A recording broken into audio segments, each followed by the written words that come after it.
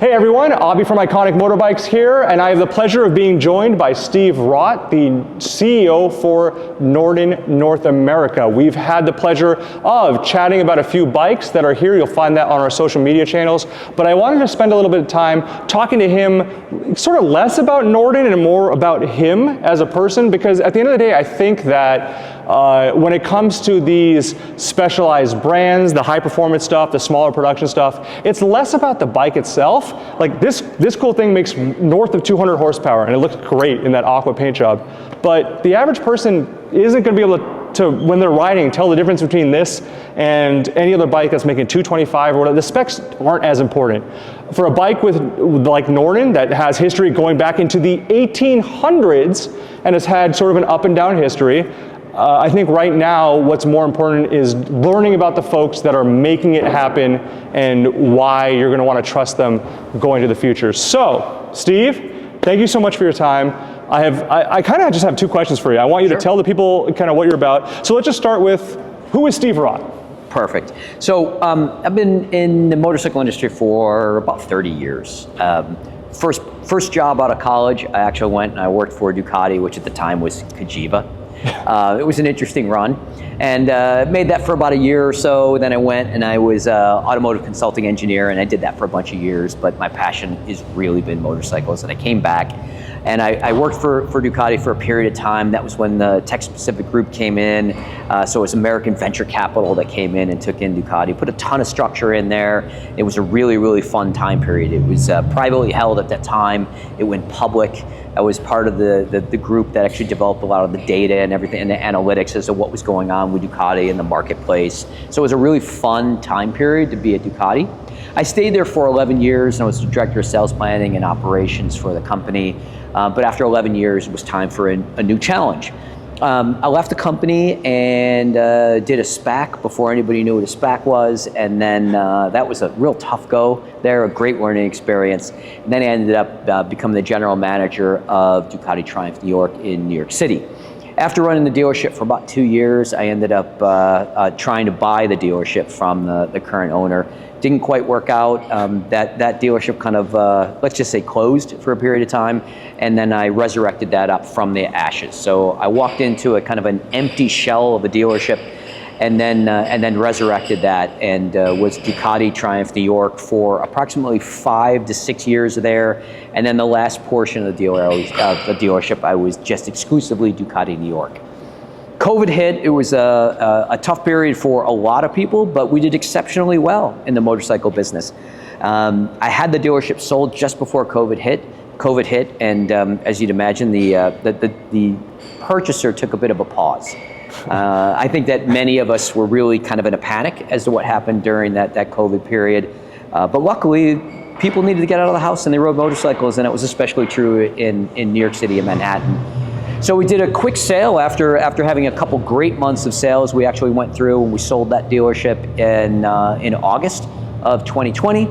I stayed with the group for a few months, and then it was time to move on and do something else. So after that, I had always been interested in the EV world, and then I joined Polestar, originally just as a network manager, changed that to a store development manager, changed that to the national network manager, then took on the head of sales, and then I was carrying both roles for a period of time. It was an interesting run. You know, as Abhi said about the car industry, you know, it does tend to be a lot more revenue, but reality is the car industry is not as passion-filled as what we find with motorcycles, and I love motorcycles. It really called me back, and it was time to go back to two wheels. So, you know, when you think about the rare opportunity of bringing a historic brand back, resurgence of that one, it's super rare. If you think about the brands that have actually faltered in the past and then been brought back, it's pretty rarefied air. But the reality is that Norton is, I would argue, the most historically significant motorcycle brand on the market that had not made a strong comeback, and especially have a presence in the US.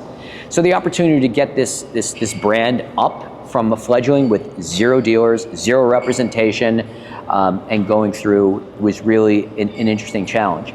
Now, naturally, you'd ask yourself, it's a gamble, right? It's a gamble anytime you're going through and you're going to relaunch a new brand. But as Abhi said in the beginning there, TBS came in and purchased this company. TBS is a company that was founded in 1911. It's run by the fourth generation great-grandson of the founder. These guys aren't buying these companies for the month, for the quarter, for the year. They're buying these for intergenerational longevity. So you think about, it's totally a buy and hold mentality, one. Two, they're a massive company that does only two-wheelers. This year they'll sell approximately 5 million motorcycles. That's all they do. So it's a scale and a level of precision in manufacturing and capital that you can't find anywhere else. When I was early in my career and somebody started me and taught me about network development, they said when you're looking at a dealer, the most important part is management, capital, facility, in that order. So when I look at Norton, I think you can apply the same thing to a fledgling OEM, management. So I think that my experience has been very good, but the reality is the entire team, from the UK team, the team that we have of engineers in Italy and in India, and our designers, and the investment that the company has made in the staffing really makes us exceptional. Capital, clearly, with a company like TBS as our backbone, it is exceptional and second to none. The company has already committed over $300 million into this company. Wow. We built a state-of-the-art factory in Solihull, England. That's where the National Motorcycle Museum is, right? It is right there. Yeah. Okay. I mean, it's interesting. So Solihull is kind of right in that Midlands. And I'll call it the Motor Valley of the UK. That's where your Aston Martins are, your McLarens are. You're just right by Hinckley. Yeah. Triumphs are made. Yeah. Jaguar Land Rover. So it's really a center of excellence for the motorcycle industry and basically power sports, if you will. And so, we have this ready pool of extremely talented people there in the UK. So, that gave me confidence to go through and join this company and really think that we can have a good go of it. And so it was important that, one, do we have engineering? Yes. Do we have design? Yes. Do we have capital? Yes. Do we have manufacturing ability? Yes. So we have those core elements there. Now it's a matter of attracting the best and brightest dealerships in the country to make sure that we go through and we can put Norton in its best foot forward. And I think that my experience at both dealership ownership and an OEM experience has really kind of positioned us to make sure that we put Norton its strongest foot forward. And it's just, I can't be any more excited to be the person as the first employee of Norton USA. Yeah. I'm not the only one, but I was the first one employed for Norton USA. It's a super exciting opportunity. So I made a mistake when I saw you guys at AIM Expo. I think I must have misheard. I heard 200 dealerships in the U.S., but it was actually 200 dealerships worldwide. That's right. Can you confirm for the people watching this how many dealerships in the U.S. you guys are shooting to get this year? So I think that I tell people this all the time. I said if I were to put a map of the United States up, and I would hand each individual 20 pins, and I'd say, hey, stick 20 pins into the U.S. map of where they are. I assure you that 19 would go on the same, and we might quibble over one. Right, yeah. So it's a real practical sense point is what we're looking for.